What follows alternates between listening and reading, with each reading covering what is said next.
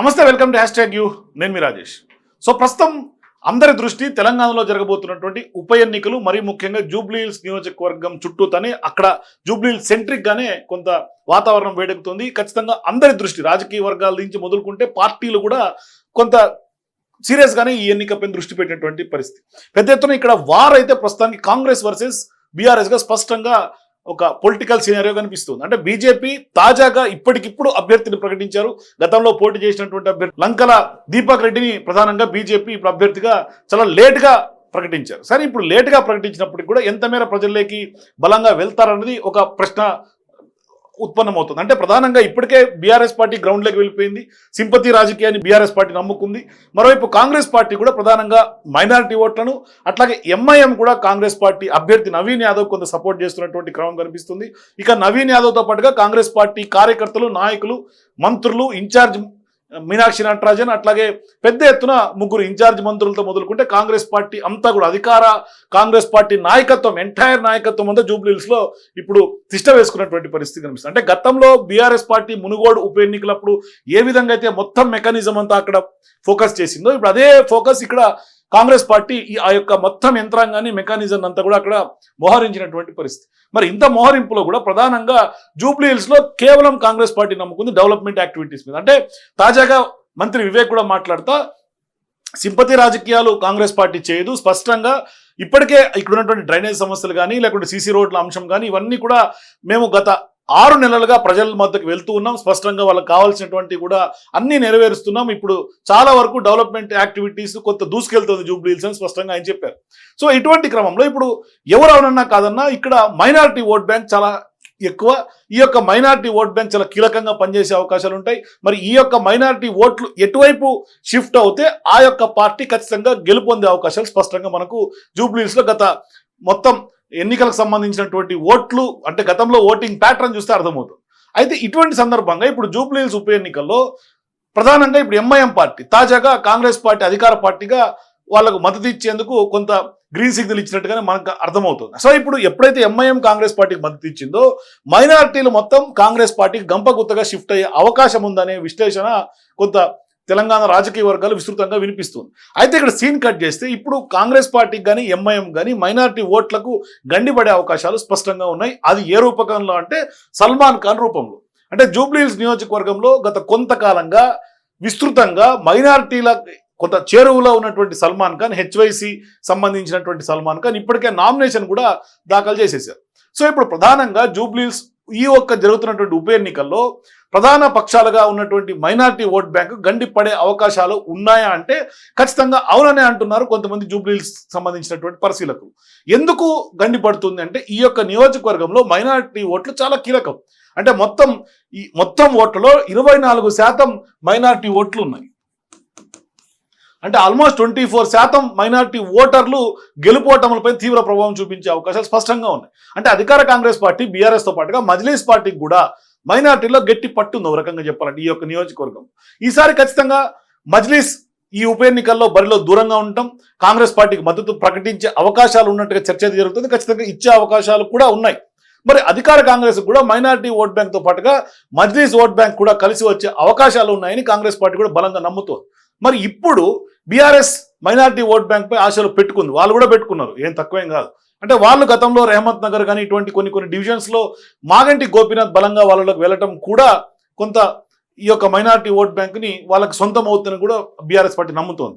అయితే ఇటువంటి scenario political గా ఉన్నటువంటి క్రమంలో ఈ యొక్క జూబ్లీహిల్స్ ఉప ఎన్నికల్లో ఇప్పుడు బరిలో దిగుతున్నారు సోషల్ వర్కర్ గా ఉన్నటువంటి సల్మాన్ ఖాన్. అయితే ఆయన ఎన్నికల బరిలో దిగుతుండడంతో ప్రధాన పక్షాలన్నీ కూడా మైనారిటీ ఓట్ బ్యాంక్ పైన, వాళ్ళ యొక్క మైనారిటీ ఓట్ బ్యాంక్ పైన తీవ్రమైనటువంటి ప్రభావాలు చూపే అవకాశాలు ఉన్నట్టుగా స్పష్టంగా రాజకీయ పరిస్థితులు అందరూ కూడా అంచనా వేస్తున్నారు. అంటే మైనారిటీ ఓట్ బ్యాంక్ స్ప్లిట్ అయ్యే అవకాశాలు ఉంటాయి. అంటే సల్మాన్ ఖాన్ స్థానికుడు అవడం, మరోవైపు క్రౌడ్ ఫండింగ్ ద్వారా ఆయన కొంత సామాజిక సేవా కార్యక్రమాలు చేపడుతూ ఉండడం, నిరుపేదల్లో ఉన్నటువంటి మైనారిటీలకు కొంత గట్టిగా ఆయన హెల్ప్ చేస్తుండడం, వాళ్ళలో మైనారిటీలో గట్టి పట్టు ఉన్నటువంటి నేత కావడం, యువత ఫాలోయింగ్ కూడా కొంత బాగా ఉండటం.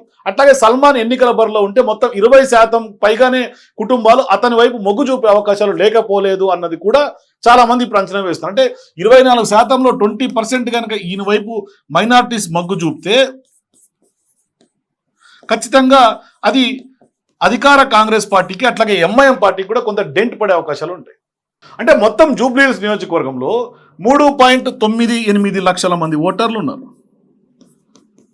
మరి ఇంతమంది ఓటర్లు ఆల్మోస్ట్ 96,000 ఓట్లు మైనారిటీవే ఉన్నాయి. అంటే ఇంచుమించు 1,00,000 ఓట్లు, 96,000 ఓట్లు అంటే 1 lakh అనుకోండి అప్రాక్సిమేట్. ఈ 1 lakh ఓట్లలో 20% ఓట్లు కనుక ఖచ్చితంగా చీల్స్తే అది స్పష్టంగా సల్మాన్ ఖాన్ గెలుపు అవకాశాలు ఎట్లా ఉన్నా అది అవతల పార్టీ అభ్యర్థి గెలుపోవటంను డిసైడ్ చేసే ఫ్యాక్టర్గా ఈయన పనిచేస్తారు. అంటే ఇప్పుడు కింగ్ మేకర్గా సల్మాన్ ఖాన్ జూబ్లీహిల్స్లో అవతరించే అవకాశాలు ఉన్నాయి. దీంతో ఇప్పుడు మైనారిటీ ఓటర్లే కొంత గెలుపుకి అక్కడ ఉన్నటువంటి అంటే కొంత కీ రోల్ ప్లే చేసే అవకాశం ఉన్నటువంటి నేపథ్యం. అంటే గెలుపుని డిసైడ్ చేసే శక్తి మైనారిటీ ఓట్లే. సో ఇప్పుడు మజ్లీస్ పార్టీ గతంలో పాగా వేసేందుకు ప్రయత్నించింది నియోజకవర్గం పైన. మొదటిసారి 2014లో కూడా నవీన్ యాదవ్ని ఎంఐఎం బరిలో దింపింది. ఆ రోజు ఎంఐఎం బరిలో దింపితే నవీన్ యాదవ్ని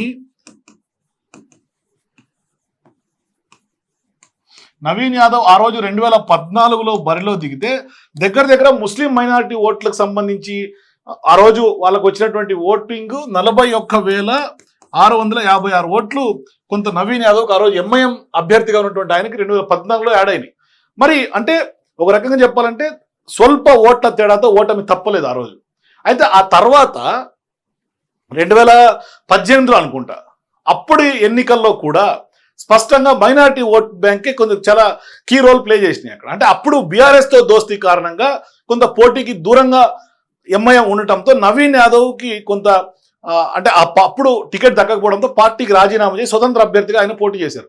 ఆ ఎన్నికల్లో కూడా ఆల్మోస్ట్ 18,817 ఓట్లు ఆయన ఇండివిజువల్గా సాధించుకున్నారు. అయితే 2023లో జరిగినటువంటి అసెంబ్లీ ఎన్నికల్లో మజ్లీస్ పార్టీ కార్పొరేటర్ను ఎన్నికల బరిలో దింపినా పెద్దగా ప్రభావం చూపలేదు. అయితే ఇప్పుడు ప్రధానంగా కాంగ్రెస్ పార్టీ అభ్యర్థిగా అప్పట్లో కొంత ఇండియన్ మాజీ క్రికెటర్గా ఉన్నటువంటి అజరుద్దీన్ ఎన్నికల బరిలో కాంగ్రెస్ పార్టీ దింపింది. ఎందుకంటే మైనార్టీ సెగ్మెంట్, మైనార్టీ ఓట్లు బలంగా ఉన్నాయి. ఈ నియోజకవర్గంలో 1 lakh ఓట్స్ ఉన్నాయి కాబట్టి మైనార్టీ ఓట్ బ్యాంక్ కూడా కొంత కలిసి వచ్చే అవకాశాలు ఉంటాయంటూ కూడా కాంగ్రెస్ పార్టీ నమ్మింది. అందుకే అజరుద్దీన్ రంగంలో దింపింది. అయితే ఇక్కడ అజరుద్దీన్ రంగంలో దింపినప్పుడు కూడా మైనార్టీ ఓట్ బ్యాంక్ ఇంత కలిసి రాకపోవడం అనేది కొంత కనిపిస్తుంది. అంటే ఆ ఎన్నికల్లో గట్టెక్కలేకపోయింది. సిట్టింగ్ ఎమ్మెల్యే ఇప్పుడు మాగంటి గోపీనాథ్ మృతి చెందడంతో ఇప్పుడు ఉప ఎన్నిక అనివార్యమైంది. మరి గతంలో మజ్లీస్ నుంచి పోటీ చేసినటువంటి నవీన్ యాదవ్కి ఈసారి కాంగ్రెస్ పార్టీ అభ్యర్థిగా ఎన్నికల బరిలో నిలపడం, అట్లాగే ఈసారి మజ్లీస్ కూడా ఎన్నికలకు దూరంగా ఉండటం, అట్లాగే కాంగ్రెస్ కూడా కొంత మద్దతు ఇచ్చే అవకాశాలు ఉన్నట్టుగా కొంత ప్రచారం జరుగుతోంది. కానీ 1-2 రోజుల్లో క్లారిటీ వచ్చే అవకాశాలు ఉన్నాయి.